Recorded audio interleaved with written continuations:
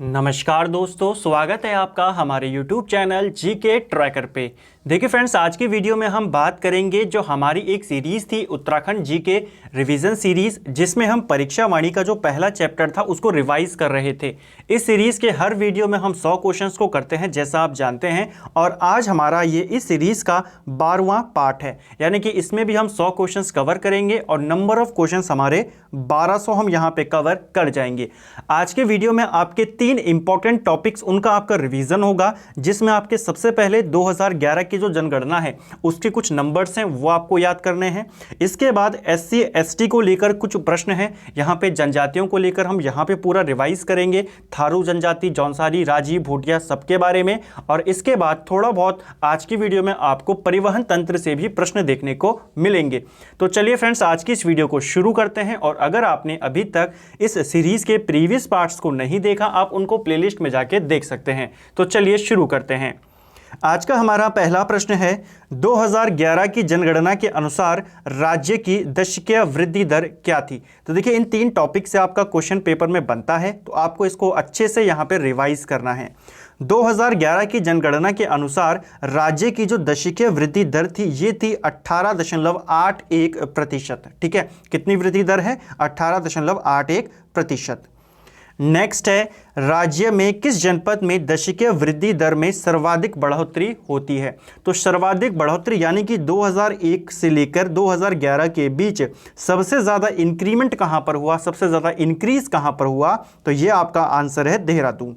2001 की जनगणना में जो जनसंख्या वृद्धि दर थी, यहाँ पे दशकीय वृद्धि दर थी, देहरादून में लगभग 25% के आसपास थी, जबकि 2011 में यही 25% आपका 32% पहुंच गया। ठीक है, तो सबसे ज़्यादा बढ़ोतरी पूछेगा देहरादून। ठीक, नेक्स्ट है, 2011 की जनगणना के अनुसार किन जनपदों में दशकीय वृद्धि दर 0 से नीचे रही।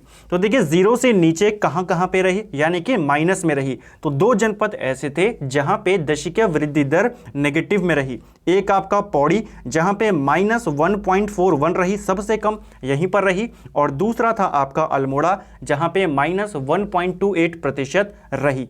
ठीक है, अगर हम बात करें जनसंख्या वृद्धि दर को लेकर एक और इंपॉर्टेंट पॉइंट की, तो देखिए उत्तराखंड में 13 जनपद हैं। 13 जनपदों में से केवल 2 जनपद ऐसे थे जहां पे दशकीय वृद्धि दर में बढ़ोतरी हुई। एक आपका देहरादून, जहां सबसे ज्यादा बढ़ा, और दूसरा आपका हरिद्वार। बाकी 11 जनपदों में वृद्धि दर में गिरावट हुई। नेक्स्ट है, 2011 में राष्ट्रीय स्तर पर दशकीय वृद्धि दर क्या थी। तो 2011 की अगर हम बात करें नेशनल लेवल पर ये क्या था, तो ये 17.70% था। उत्तराखंड में 18.81% था। अगर हम बात करें दशकीय वृद्धि दर में उत्तराखंड का स्थान कौन सा है पूरे देश में, तो उत्तराखंड 18वें नंबर पर आता था। ठीक है, नेक्स्ट है, 2011 में राज्य का औसत घनत्व कितना था। तो औसत जन घनत्व की अगर हम बात करें तो ये उत्तराखंड का था 189 व्यक्ति प्रति वर्ग किलोमीटर, ये उत्तराखंड का जन घनत्व था। ठीक है, एवरेज की बात करें। सर्वाधिक जन घनत्व की बात करें तो सबसे ज़्यादा जन घनत्व आपके हरिद्वार में था, 801 के करीब। और सबसे कम की बात करें तो ये उत्तरकाशी में था, केवल 41 व्यक्ति प्रति वर्ग किलोमीटर। ठीक है, नेक्स्ट क्वेश्चन की बात करते हैं। 2011 में राष्ट्रीय स्तर पर जन घनत्व कितना था। 2011 में राष्ट्रीय स्तर की अगर हम बात करें तो वहां पर 382 था। नेशनल लेवल पे 382, उत्तराखंड में 189। ठीक है, जन घनत्व में देश के सभी राज्यों में उत्तराखंड का स्थान कौन सा है। तो जन घनत्व की अगर हम बात करें तो जन घनत्व में उत्तराखंड 25वें नंबर पे आता है। नेक्स्ट है, राज्य में औसत लिंग अनुपात कितना था। तो 2011 के अनुसार औसत लिंग अनुपात आपको बताना है। इसका आंसर है 963 यहाँ पे लिंग अनुपात था। ठीक है, यानी कि 1000 पुरुषों पर उस समय 2011 की जो जनगणना थी उसके अनुसार 963 महिलाएं यहाँ पर थी। ठीक है, अगर हम बात करें नेशनल लेवल की तो राष्ट्रीय स्तर पर यह आंकड़ा 943 था। ठीक है, लिंग अनुपात के अनुसार राज्य देश में कौन से नंबर पे है, तो राज्य हमारा 13वें नंबर पे आता है। ठीक है, ये आपको आंकड़े याद रखने हैं क्योंकि 2011 में ही अंतिम जनगणना हुई है। अगर आपको आंकड़े पूछे जाएंगे, यही आंकड़े आपको पूछे जाएंगे। ठीक है, और यहाँ से प्रश्न बनते रहे हैं। आगे हम जनजातियों के बारे में बात करेंगे और फिर परिवहन तंत्र पे चलेंगे। नेक्स्ट है 2011 की जनगणना के अनुसार राज्य में शिशु लिंग अनुपात कितना था। तो शिशु लिंग अनुपात कभी आपको पूछा जा सकता है, ये आपका 890 था। ठीक है, इसमें गिरावट हुई है। 2001 की बात करें तो 2001 में शिशु लिंग अनुपात 967 था, जो कि 2011 में गिरकर 890 पर पहुंच गया। नेक्स्ट है 2011 में राज्य में औसत साक्षरता दर कितनी थी। तो देखिए, साक्षरता को लेकर भी हाल ही में किसी पेपर में पूछा गया था। राज्य की अगर पूरी ओवरऑल साक्षरता देखें तो ये थी लगभग 78.82%। ये पूरे उत्तराखंड की है। केवल अगर पुरुषों की साक्षरता देखें तो पुरुषों में है 87% के करीब है और महिलाओं की 70% के करीब है।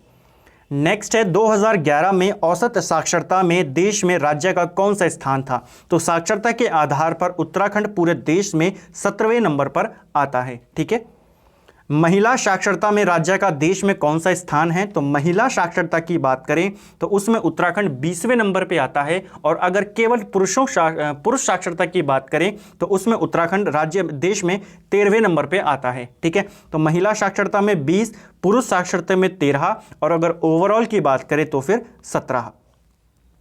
नेक्स्ट है किन दो जिलों में पूर्व की अपेक्षा आबादी बढ़ने की बजाय घटी। तो ऊपर हमने बात करी दशकीय वृद्धि दर नेगेटिव रही, कहां पर, पौड़ी और अल्मोड़ा में। तो यहीं पर आबादी, हर जिले में आबादी बढ़ी लेकिन यहां पर आबादी घटी। नेक्स्ट है सर्वाधिक और सबसे कम आबादी वाले जिले कौन से हैं। तो सबसे ज़्यादा आबादी उत्तराखंड में कौन से जनपद में है। तो ये है आपके हरिद्वार में और सबसे कम आबादी आपके रुद्रप्रयाग में है। ठीक है, तो इस पॉइंट को ध्यान रखना, सबसे कम आबादी रुद्रप्रयाग, लेकिन अगर सबसे छोटा जनपद पूछा जाएगा तो वो आपका चंपावत होगा। नेक्स्ट है सर्वाधिक और सबसे कम वृद्धि दर वाले जनपद कौन से हैं। तो सबसे ज़्यादा वृद्धि दर ये है उधम सिंह नगर की, लगभग ये आपके 33% के करीब है। और अगर हम सबसे कम की बात करें तो -1.41% के साथ पौड़ी सबसे कम वृद्धि दर वाला जनपद है। देखिए, ऊपर हमने देहरादून पढ़ा था सबसे ज़्यादा वृद्धि दर वाले में देहरादून। वो किस में था कि सबसे ज़्यादा परिवर्तन किस में हुआ, 2001 के और 2011 को कंपेयर करने पे सबसे ज़्यादा बढ़ोतरी कहाँ पर हुई, तो वो देहरादून है। लेकिन अभी भी सबसे ज्यादा दशकीय वृद्धि दर ये ओवरऑल आपकी उधम सिंह नगर में मिलती है। ठीक है, नेक्स्ट है सर्वाधिक और सबसे कम लिंग अनुपात वाले जनपद कौन से हैं। तो सबसे ज्यादा लिंग अनुपात वाला जो जिला है आपका, यानी कि लिंग अनुपात के मामले में नंबर 1 जिला आपका अल्मोड़ा है। यहां पर लगभग 1139 का लिंग अनुपात है, यानी कि 1000 पुरुषों पे 1139 महिलाएं हैं। सबसे कम लिंग अनुपात की बात करें तो उसमें हरिद्वार नंबर 1 पर है, जहां पे केवल 880 यहां पे लिंग अनुपात है। नेक्स्ट है सर्वाधिक और सबसे कम जन घनत्व वाले जिले कौन से हैं। तो सबसे ज़्यादा जन घनत्व आपके हरिद्वार में आता है, सबसे ज़्यादा जनसंख्या भी आपकी यहीं पर है। हरिद्वार का जो जन घनत्व है ये है लगभग 808, 801 और उत्तरकाशी की बात करें तो उत्तरकाशी में केवल 41 लोग 1 वर्ग किलोमीटर में रहते हैं। नेक्स्ट है सर्वाधिक व सबसे कम औसत साक्षरता वाले जनपद कौन से हैं। तो सबसे ज़्यादा साक्षरता कौन से जनपद में है। तो सबसे ज़्यादा साक्षर जिला है उत्तराखंड का देहरादून। सबसे कम साक्षर जिले की बात करें तो यह है आपका यूएस यानी कि उधम सिंह नगर। उधम सिंह नगर सबसे कम साक्षर वाला जिला है, सर्वाधिक में देहरादून नंबर 1 पे आता है। ठीक है, इसके अलावा अगर हम पुरुषों की बात करें, पुरुष साक्षरता में नंबर 1 जिला कौन सा है। तो पुरुष साक्षरता में, मेल साक्षरता में नंबर 1 जिला आपका रुद्रप्रयाग है। ठीक है, और सबसे कम पुरुषों की बात करें तो सबसे कम आता है हरिद्वार। इसी प्रकार अगर महिलाओं की बात करें तो महिला साक्षरता में नंबर 1 पे आपका देहरादून आता है और आखिर में आता है उत्तरकाशी। नेक्स्ट है अनुसूचित जाति की कुल जनसंख्या व प्रतिशत कितना है। तो 2011 के अनुसार राज्य में अनुसूचित जाति यानी कि एससी की आपको टोटल जनसंख्या और उनका प्रतिशत बताना है उत्तराखंड की पूरी जनसंख्या में। तो पूरी जनसंख्या उत्तराखंड के लगभग 1 करोड़ के करीब है, उसमें 18,92,000 आपके एससी कैटेगरी के लोग हैं। परसेंटेज निकालें तो लगभग 18% ये निकलता है। ठीक है, यहीं से कंपेयर करते हुए चलते हैं। मैं चाहता इनको अलग अलग क्वेश्चन बना सकता था नंबर बढ़ाने के लिए, क्वेश्चन नंबर बढ़ाने के लिए, लेकिन मैंने सोचा आपको इनको कंपेयर करते हुए चलें तो आपको ज़्यादा याद रहेगा। ऊपर हमने एससी के बारे में बात करा, यहीं पर हम एसटी को भी पढ़ लेते हैं। एसटी की कुल जनसंख्या 2,91,000 के करीब है और इनका प्रतिशत है 2.9%। नेक्स्ट है अनुसूचित जाति में लिंग अनुपात कितना है। तो एससी कैटेगरी में जो लिंग अनुपात है वो 936 का है, जबकि अनुसूचित जनजाति की अगर हम बात करें तो उनमें लिंग अनुपात 963 का है। ठीक है, तो दोनों आपको याद रखना है, इधर 936 है एससी में और एसटी में 963 है। अगला प्रश्न है सर्वाधिक और सबसे कम अनुसूचित जाति जनसंख्या वाले जनपद कौन से हैं, यानी कि एससी कैटेगरी के लोग सबसे ज़्यादा कहाँ निवास करते हैं। तो ये आपके हरिद्वार में रहते हैं सबसे ज़्यादा। सबसे कम की बात करें तो ये चंपावत में रहते हैं। उसी तरह अगर हम एसटी को देखें, अनुसूचित जनजाति को देखें, तो सर्वाधिक एसटी आपके उधम सिंह नगर में है और सबसे कम रुद्रप्रयाग में है। ठीक है, तो दोनों का आपको कंपेयर करते हुए चलना है। एससी अगर सबसे ज़्यादा हरिद्वार में है तो एसटी सबसे ज़्यादा उधम सिंह नगर में है। ठीक है, और ये दोनों ही आपके मैदानी जिले भी हैं। और इसी प्रकार सबसे कम एससी कहाँ रहते हैं, चंपावत में, जो कि सबसे छोटा जनपद है, और उसके बाद आता है रुद्रप्रयाग, जहां पे आपके सबसे ज्यादा एसटी, सबसे कम एसटी रहते हैं। नेक्स्ट है अनुसूचित जाति के सर्वाधिक और सबसे कम प्रतिशत वाले जनपद कौन से हैं। अगर हम परसेंटेज वाइज देखें तो सबसे ज़्यादा प्रतिशत आपके एससी जो है बागेश्वर में देखने को मिलेंगे और सबसे कम आपको देहरादून में देखने को मिलेंगे। वहीं अगर हम एसटी की बात करें तो सर्वाधिक एसटी प्रतिशत के हिसाब से उधम सिंह नगर में है और सबसे कम आपके टिहरी गढ़वाल में है। नेक्स्ट है अनुसूचित जाति की औसत साक्षरता दर कितनी है। तो एससी की जो औसत साक्षरता दर है वो है आपकी लगभग 74.5% के करीब है, 74.4%। और अगर एसटी की बात करें तो इनकी जो साक्षरता है वो भी लगभग 74 है। ठीक है, 73.9%। ठीक, चलिए नेक्स्ट है अनुसूचित जाति की महिला व पुरुष साक्षरता दर कितनी है। तो एससी की बात करें महिलाओं की साक्षरता तो वो है लगभग 84.3%। और अगर हम बात करें पुरुषों की तो ये है आपका, इसको उल्टा कर देना। ठीक है, पुरुषों की साक्षरता 84.3 है और महिलाओं की 64.1% है। ठीक है, यहाँ पर उल्टा टाइप हो गया है, कोई नहीं। ठीक, तो महिलाओं की कितनी है एससी में 64%, पुरुषों की है 84%। इसके अलावा अगर हम एसटी की बात करें तो एसटी में महिलाओं की साक्षरता यहाँ पे 62.5% है और पुरुषों की यहाँ साक्षरता है वो 83.8% है। नेक्स्ट है राज्य में नई स्वास्थ्य एवं जनसंख्या नीति कब घोषित की गई। तो उत्तराखंड के अंदर जो नई जनसंख्या एवं स्वास्थ्य नीति घोषित की गई ये आपके 2013 में घोषित की गई थी। अगला है राज्य विधानसभा की 70 सीटों में से कितनी सीटें अनुसूचित जातियों हेतु आरक्षित है, यानी कि एससी कैटेगरी के लिए कितनी सीटें हैं यहाँ पर। तो इनके लिए केवल 13 सीटें यहाँ पे आरक्षित हैं। ठीक है, टोटल 15 सीटें रिजर्व्ड हैं, जिनमें 2 सीटें आपकी एसटी कैटेगरी के लिए रिजर्व्ड हैं। नेक्स्ट है राज्य सेवाओं में अनुसूचित जातियों हेतु आरक्षण कितना है। तो राज्य सूची में राज्य सेवाओं में अनुसूचित जातियों के लिए आरक्षण 19% है और अगर हम एसटी की बात करें एसटी के लिए आरक्षण 4% है। ठीक है, तो दोनों पॉइंट आपको याद रखने हैं। एससी के लिए कितना प्रतिशत है 19%, एसटी के लिए 4%। राज्य सरकार के 20 लाख तक के ठेकों में एससी एसटी हेतु आरक्षण कितना है। तो एससी और एसटी हेतु के लिए जो यहाँ पे आरक्षण दिया गया है 20 लाख तक के जो भी ठेके आपके दिए जाते हैं उत्तराखंड में, उनमें इनको 10% आरक्षण दिया जाता है। नेक्स्ट है, देखिए अभी तक हमने पूरी जनसंख्या के बारे में, एससी एसटी के जनसंख्या के नंबर्स के बारे में बात कर ली। अब हम इनको लेके जो प्रश्न पूछे जाते हैं जनजातियों को लेकर, वहां से प्रश्नों को देखेंगे। सबसे पहले जौनसारियों से शुरू करेंगे। जौनसारी, थारू, भोटिया, बोक्सा, राजी को अनुसूचित जनजाति का दर्जा कब दिया गया या इनको अनुसूचित जनजाति कब घोषित किया गया। ये किया गया 1967 में। देखिए ये प्रश्न आपको अलग अलग करके भी पूछ सकता है। जैसे आपको सीधा पूछेगा बोक्सा जनजाति को अनुसूचित जनजाति कब घोषित किया, 1967 में। थारू को कब किया, 1967 में। इस तरीके से। ठीक है, नेक्स्ट है राज्य में सर्वाधिक जनसंख्या वाली अनुसूचित जनजाति कौन सी है। अनुसूचित जनजाति यानी कि एसटी, और उत्तराखंड में सर्वाधिक जनसंख्या वाली एसटी की जो है आपकी वो है थारू जनजाति। ठीक है, यहाँ पे कई बार कंफ्यूजन हो जाता है कि थारू है कि जौनसारी है। देखिए अगर हम केवल उत्तराखंड की बात करें तो उत्तराखंड में आएगी थारू नंबर 1 और उसके बाद आपके नंबर 2 पे आती है जौनसारी। ठीक है, लेकिन अगर मैं पूछूंगा कुमाऊं की सबसे बड़ी जनसंख्या वाली, तो कुमाऊं में नंबर 1 पे थारू ही आएगा, गढ़वाल में जौनसारी आएगा। नेक्स्ट है अनुसूचित जनजातियों हेतु आरक्षित विधानसभा सीट कौन सी हैं? तो एसटी के लिए जो रिजर्व्ड विधानसभा सीटें हैं उनकी संख्या 2 है। एक है आपका नानकमत्ता, एक है आपकी चक्राता। राज्य में द्वितीय सर्वाधिक जनसंख्या वाला जनजातीय समुदाय कौन सा है? तो दूसरा सबसे बड़ा जनसंख्या समुदाय जो जनजातीय समुदाय कौन सा है उत्तराखंड का? वो है जौनसारी समुदाय। ठीक है, जौनसारी जो जनजाति है ये आपके देहरादून वाले क्षेत्र जो है जौनसार भाबर क्षेत्र, वहां पे ज्यादा आपको देखने को मिलती है। जौनसारियों में कैसा परिवार मिलता है? तो जौनसारियों में संयुक्त परिवार मिलता है और इनका परिवार पितृसत्तात्मक होता है। नेक्स्ट है पहले जौनसारियों में प्रचलित था। तो पहले जौनसारियों में बहुपति विवाह प्रचलित था, लेकिन अब ये काफ़ी कम हो गया है या लगभग बंद हो गया है। इसको आप ऐसे भी याद कर सकते हो, बहुपति विवाह इनमें प्रचलित था कि जो जौनसारी लोग हैं ये पांडवों की ये पूजा करते हैं, उनको देवता के रूप में ये पूजते हैं। तो वहीं से आप इसको कनेक्ट कर सकते हो कि बहुपति विवाह किस जनजाति में प्रचलित थी? तो ये जौनसारियों में प्रचलित थी। नेक्स्ट है पहले जौनसारियों में ग्राम पंचायत की जगह कौन सी समिति होती थी? तो पहले ग्राम पंचायत की जगह जौनसारियों में खुमरी नाम की एक संस्था होती थी। ठीक है, खुमरी के मुखिया को क्या कहा जाता था? तो जो खुमरी होती थी ग्राम पंचायत की ही तरह ये होती थी और इसके मुखिया को ग्राम श्याणा कहा जाता था। ठीक है, जौनसारियों के मुख्य देवता कौन हैं? तो जौनसारियों के मुख्य देवता हैं महासू देवता।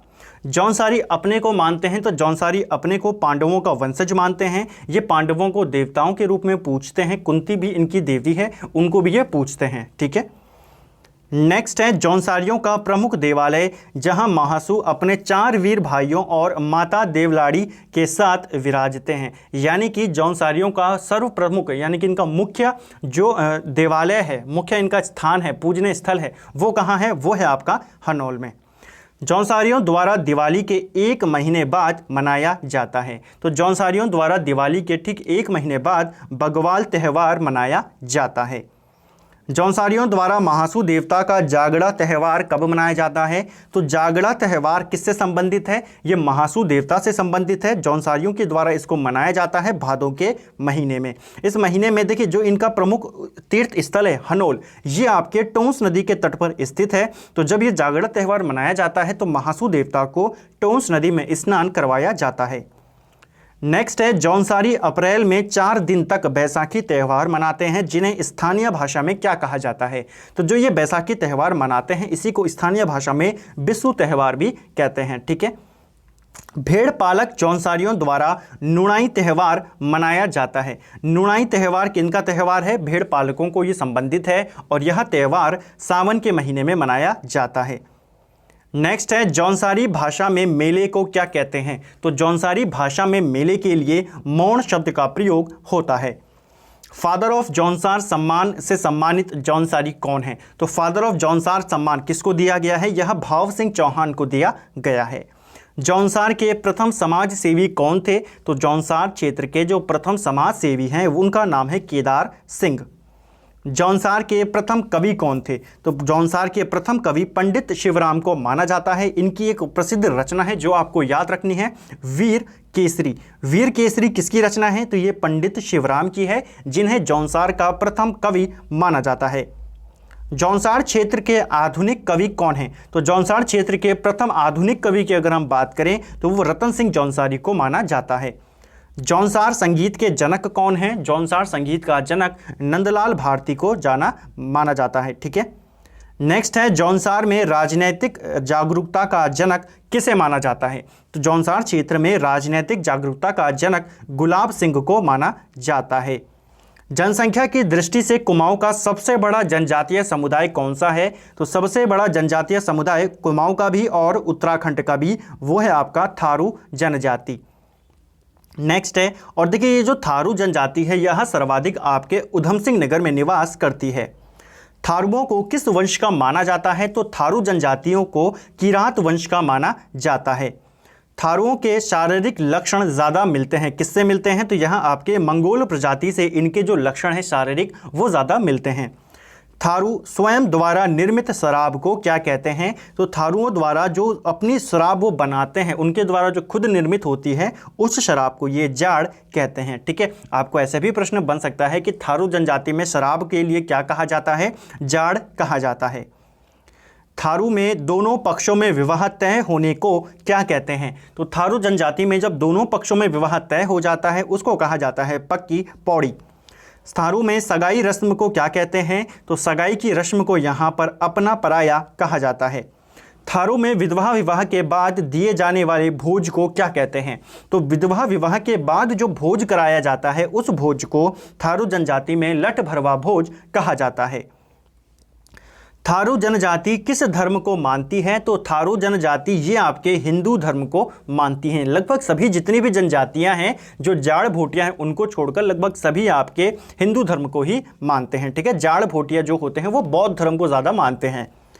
नेक्स्ट है बजहर नामक त्यौहार मनाते हैं। तो बजहर नाम का जो ये त्यौहार है यहाँ थारू जनजाति का एक प्रमुख त्यौहार है जो कि बैसाख के महीने में मनाया जाता है। ठीक है, और इनके भी कुछ प्रमुख देवी देवता हैं तो उनके भी नाम आपको याद रखने हैं, आपको सीधा पूछा जाएगा। 55 देवता किसके देवता हैं? थारू जनजाति के द्वारा पूजे जाते हैं। इनके अलावा खड़गाभूत देवता, कोरोदेव, राकत, भूमसेन ये सब किसके प्रमुख देवता हैं? थारू जनजाति के देवता हैं। होली के अवसर पर थारू लोग कौन सा नृत्य करते हैं? तो होली के अवसर पर थारू लोगों के द्वारा खिचड़ी नृत्य किया जाता है। अगला प्रश्न है भोटिया जनजाति की सर्वाधिक आबादी कहाँ पाई जाती है?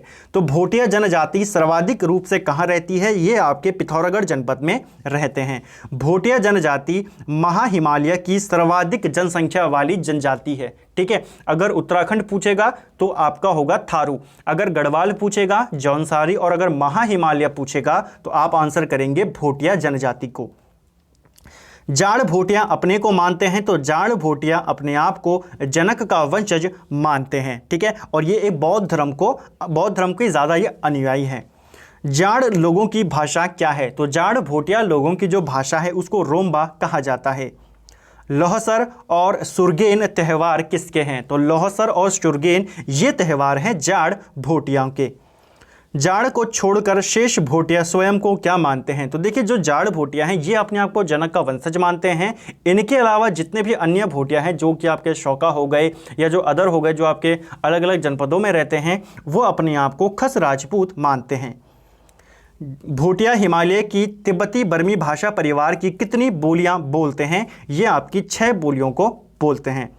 नेक्स्ट है भोटिया लोगों का शीतकालीन आवास क्या कहलाता है? काफ़ी इंपॉर्टेंट क्वेश्चन है। जो भोटिया लोगों का शीतकालीन आवास होता है इसी को गुंडा या मुंसा कहा जाता है और जो इनका ग्रीष्मकालीन आवास होता है उसको मैत कहा जाता है। ठीक है, तो दोनों पॉइंट याद रखना, शीतकालीन आवास गुंडा या मुंसा और ग्रीष्मकालीन आवास को ये मैत कहते हैं। भोटिया जनजाति में विवाह की विधियां हैं। तो देखिए तस्तत और दामोला क्या हैं? तो ये भोटिया जनजाति में विवाह की कुछ पद्धतियां हैं, विधियां हैं। नेक्स्ट है विवाह के अवसर पर भोटिया करते हैं। तो विवाह के अवसर पर भोटिया जनजाति द्वारा पौड़ा नृत्य किया जाता है। भोटिया अपने सगे संबंधियों को क्या कहते हैं? तो ये अपने सगे संबंधियों को स्वरा के नाम से जानते हैं। सोका भोटिया में प्रत्येक 12 वर्ष में मनाया जाता है कौन सा त्यौहार? तो सोका भोटियों के द्वारा हर 12 साल में एक त्यौहार मनाया जाता है जिसे कंडाली या किरजी उत्सव के नाम से जानते हैं और ये पेपर में पूछा जा चुका प्रश्न है। ये जो आज के आपके 100 क्वेश्चंस हैं यहाँ से 100% चांस है कि आपका एग्जाम में प्रश्न ज़रूर बनेगा। ठीक है, क्योंकि जनसंख्या से क्वेश्चन बनता है, जनजातियों से बनता है या फिर परिवहन तंत्र से बनता है, तीनों से भी बन सकता है। नेक्स्ट है तुवेरा, बाज्यू, तिमली आदि भोटिया के क्या हैं? तो तुवेरा, बाज्यू, तिमली ये सभी भोटिया लोगों के लोक गीत हैं। इसके अलावा इनके कुछ प्रमुख देवता भी हैं जैसे भूमियाल देवता, ग्वाला देवता या इसके अलावा बैगरेग जो इनके चिम हैं और ये सभी इनके प्रमुख देवता हैं। इनके अलावा ये कैलाश पर्वत, हाथी पर्वत, द्रोणगिरी पर्वत, नंदा देवी इन सब को भी ये पूजते हैं। ठीक है, भोटिया का मुख्य वाद्य यंत्र क्या है? तो भोटिया लोगों का जो मुख्य वाद्य यंत्र है वो है आपका हुड़के। फ्रेंड्स अगर आपको ये वीडियो पसंद आ रहा हो वीडियो को लाइक ज़रूर करें। आपका एक लाइक काफ़ी ज़्यादा मोटिवेट करता है आगे एक अच्छे काम को करने के लिए। ठीक है, कि और भी ज़्यादा मेहनत करके आगे भी इसी तरीके की सीरीज़ और डाटा आपके लिए ला सकूँ। ठीक है, चला सकूँ इनको। तो एक लाइक ज़रूर करें और साथ ही अगर आपको ज़्यादा पसंद आए तो शेयर भी आप कर सकते हो। ठीक है, चलिए, और सब्सक्राइब ज़रूर करें। काफ़ी सारे फ्रेंड्स हैं जो वीडियोस देखते हैं लेकिन सब्सक्राइब नहीं करते हैं। ठीक है, तो सब्सक्राइब भी ज़रूर करें चैनल को, शेयर भी ज़रूर करें। चलिए अगला क्वेश्चन देखते हैं। 16वीं सदी में बोक्सा सर्वप्रथम कहां आकर बसे थे? तो 16वीं सदी में बोक्सा जो जनजाति थी ये सर्वप्रथम चंपावत के बनबसा क्षेत्र में आके बसे थे। बोक्सा जनजाति की सर्वाधिक जनसंख्या निवास करती है, तो बोक्सा जनजाति सर्वाधिक आपके उधम सिंह नगर में निवास करती है। नैनीताल और उधम सिंह नगर में बोक्सा बहुल क्षेत्रों को क्या कहा जाता है? तो नैनीताल और उधम सिंह नगर में जो बोक्सा बहुल क्षेत्र हैं जहां पे इनकी अधिकता है वहां उन क्षेत्रों को बुक्साड़ के नाम से जानते हैं। देहरादून में बोक्सा को क्या कहा जाता है? तो देहरादून में बोक्सा को मेहर बोक्सा के नाम से जानते हैं। आपको सीधा पूछेगा मेहर बोक्सा कहाँ निवास करते हैं? देहरादून में। ठीक है, नेक्स्ट है बोक्सा जनजाति के स्थानीय देव कौन है? तो बोक्सा जनजाति के भी कुछ प्रमुख देवी देवता हैं जिनमें आपके आती हैं खेड़ी देव, इसके अलावा ज्वाल्पा देवी, हुड़का देवी, साकरिया देव। ये सब कौन है आपके? ये बोक्सा जनजाति के देवी देवता हैं। बोक्सा लोगों की सबसे बड़ी देवी चामुंडा देवी है। ठीक है, तो चामुंडा देवी जिनका मंदिर काशीपुर में है, काशीपुर की चामुंडा देवी किस जनजाति की प्रमुख देवी हैं? तो यह है आपके बोक्सा जनजाति की। बोक्सा लोगों की भाषा कौन सी है? तो बोक्सा लोगों की भाषा की अगर हम बात करें तो ये है रच भैंसी, इसके अलावा भावरी या कुमैया भाषा भी ये बोलते हैं, लेकिन वो जनरल भाषा है। आपको ये याद रखना है रच भैंसी किसकी बोली है या किसकी भाषा है? ये है बोक्सा जनजाति की। बोक्सा लोगों का सर्वप्रथम त्यौहार या मेला कौन सा है? सर्वप्रथम या सर्व प्रमुख कर देना इसको। ठीक है, तो बोक्सा लोगों का जो प्रमुख त्यौहार है या मेला वो है चैती त्यौहार। ठीक है, चैती उत्सव किसका प्रमुख त्यौहार है? बोक्सा लोगों का। बनरौत, जंगल के राजा आदि किस जनजाति को कहा जाता है? तो जंगल के राजा कहे जाते हैं राजी जनजाति के लोग। किस जनजाति में पहले मूक विनिमय की प्रथा प्रचलित थी? तो मूक विनिमय की प्रथा जो थी यह राजी जनजाति में पहले प्रचलित थी। ठीक है, राजियों की बोली क्या है? तो राजियों की बोली है मुंडा। नेक्स्ट है सर्वाधिक राजी जनजाति कहाँ निवास करती है? तो सर्वाधिक राजी जनजाति आपके पिथौरागढ़ में निवास करती है। अगला है राजी किस प्रकार के शिल्प में निपुण होते हैं? तो राजी जनजाति जो होती है यह आपके काष्ठ शिल्प में काफ़ी ज़्यादा निपुण होती है। ऊपर हमने पढ़ा कि इनमें पहले मूक विनिमय की जो प्रणाली थी वो प्रचलित थी। इसमें क्या होता था कि ये जैसे अपने काष्ठ शिल्प से इन्होंने कुछ भी चीज़ बनाई, कुर्सी वगैरह कुछ भी इन्होंने बनाया, गाँवों में ये जाते थे रात में और वहाँ पर अपना जो भी इन्होंने प्रोडक्ट बनाया है उसको रख आते थे। अगर घर वाले जिसने भी वहाँ पे जिसके भी घर के बाहर इन्होंने रखा है उनको इनकी अगर वो चीज़ पसंद आती थी वो उसको अंदर ले लेते थे घर पे और इनके लिए कुछ भी सामान वहाँ पे या जो भी उसका दाम हो वो उसको बाहर दे देते थे। ठीक है, तो काष्ठ शिल्प में ये निपुण थे और मूक विनिमय प्रथा इनमें प्रचलित थी। नेक्स्ट है राजियों के मुख्य देवता कौन है? तो राजी जनजाति के जो मुख्य देवता हैं वो है बागनाथ देवता। सीधा प्रश्न पूछा जाएगा बागनाथ किन जनजातियों के प्रमुख देव हैं? ये हैं आपके राजी जनजाति के। नेक्स्ट है गोरा अट्ठावली प्रमुख त्यौहार किसका है? गोरा अट्ठावली ये एक प्रमुख त्यौहार है किसका? राजी जनजाति का। ठीक है, इसके अलावा कर्क की संक्रांति, मकर की संक्रांति ये भी इनके प्रमुख त्यौहार हैं। ठीक है, ऊपर हमने इनके प्रमुख देवता को देखा बागनाथ देवता। बागनाथ देवता के अलावा मलयनाथ, गणनाथ, छुरमल ये सभी इनके प्रमुख देवता हैं। नेक्स्ट है राज्यों में सांग जांगी व पिंठा संस्कार होते हैं। तो देखिए राजी जनजातियों में ये दो संस्कार काफ़ी प्रचलित हैं, ये आपको ध्यान रखने हैं किस जनजाति से संबंधित हैं। तो सांग जांगी संस्कार और पिंठा संस्कार ये आपके विवाह से पूर्व के संस्कार हैं, तो ये आपको ध्यान रखना है। सीधा पूछेगा कि पिंठा संस्कार और सांग जांगी संस्कार किस जनजाति से संबंधित है? तो ये राजी जनजाति से संबंधित है। राजी अपने आवास को क्या कहते हैं? क्वेश्चन पेपर में बन चुका है। राजी जनजाति अपने आवास को रौत्यूड़ा कहती है। ठीक है, राज्यों के आवास को क्या कहा जाता है? रौत्यूड़ा। और राजी जनजाति ही सर्वाधिक जो है ये झोपड़ियों में निवास करती है। इसके अलावा एक पॉइंट और याद रखना है कि झूम खेती पर निर्भर कौन सी जनजाति है? तो वो भी है राजी जनजाति, क्योंकि जंगलों में निवास करते हैं। नेक्स्ट है राज्य के कुल सड़कों में सर्वाधिक और सबसे कम सड़क वाले जिले कौन से हैं? तो सर्वाधिक सड़क कौन से जनपद में है और सबसे कम कहां पर है? तो सर्वाधिक सड़कों वाला जिला आपका पौड़ी है, सबसे कम सड़कों वाला जिला आपका बागेश्वर है। अगर गाड़ियों की बात करें तो सर्वाधिक वाहनों वाला जिला आपका देहरादून है, सबसे कम आपका रुद्रप्रयाग है। नेक्स्ट है रामनगर और कोटद्वार को जोड़ने वाले कंडी मार्ग की लंबाई कितनी है? तो देखिए जो रामनगर और कोटद्वार को जोड़ता है, अंदर अंदर से जोड़ता है, जिसको हम कंडी मार्ग कहते हैं, इसकी कुल लंबाई है 88 किलोमीटर और इसको माउंटेन मार्ग के नाम से भी जाना जाता है। ठीक है, गढ़वाल और कुमाऊं मंडल को अंदर अंदर जोड़ने वाला सीधा मार्ग कौन सा है? तो ऊपर हमने बात करी गढ़वाल और कुमाऊं को अंदर अंदर जोड़ने वाला जो मार्ग है वह है कंडी मार्ग, जिसको हम माउंटेन रोड भी कहते हैं, माउंटेन मार्ग भी कहते हैं, और ये रामनगर और कोटद्वार को जोड़ता है। ठीक है। राज्य में राष्ट्रीय राजमार्गों की कुल संख्या कितनी है? तो कुल संख्या राष्ट्रीय राजमार्गों की है 20।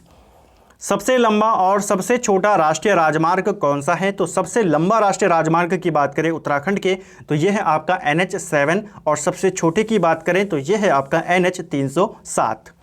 अंतर्राज्यीय बस अड्डा निर्माणाधीन है, तो जो अंतर्राज्यीय बस अड्डा है ये कहाँ पर आपका बनाया जा रहा है? तो ये आपके हल्द्वानी में अभी निर्माणाधीन है, ये आपको याद रखना है। नेक्स्ट है राज्य में पंजीकृत वाहनों हेतु यूके सीरीज कब से शुरू की गई? तो यूके सीरीज ये शुरू की गई आपकी 1 नवंबर 2007 से। देखिए उत्तराखंड का नाम पहले उत्तरांचल था, लेकिन जब 1 जनवरी 2007 से इसका नाम उत्तराखंड कर दिया गया तो गाड़ियों में भी नंबर बदलने थे, यूके सीरीज आनी थी। यूके सीरीज आपकी 1 नवंबर 2007 से शुरू हुई। नेक्स्ट है गंगोत्री स्थित है। तो देखिए जो गंगोत्री है, अगर हम नए नेशनल हाईवेज की बात करेंगे वहां पे आपका गंगोत्री जो है ये NH34 पर स्थित है। ठीक है। परीक्षा वाणी में अभी डाटा अपडेट नहीं हुआ है। NH के ऊपर मैंने आपको ऑलरेडी एक वीडियो दी थी लास्ट वीक, आप उसको जाके देख सकते हो, जहां पे मैंने आपको सभी जो प्रमुख स्थल हैं उनकी लोकेशन, उनके हाईवे, टोटल हाईवे, उनकी लंबाई, सब कुछ मैंने आपको वहां पे बताया है। लिंक आपको नीचे डिस्क्रिप्शन में मिल जाएगा, या फिर आप प्लेलिस्ट में जाके उत्तराखंड टॉपिक वाइज सीरीज वाली जो प्लेलिस्ट है वहां से आप उसको देख सकते हैं। गंगोत्री आपका वर्तमान में NH34 पर है, यमुनोत्री आपका 134 पर है, बद्रीनाथ आपके NH7 पर है, और केदारनाथ जो है ये NH107 पर है। ठीक है। तो ये पॉइंट आपको याद रखना है।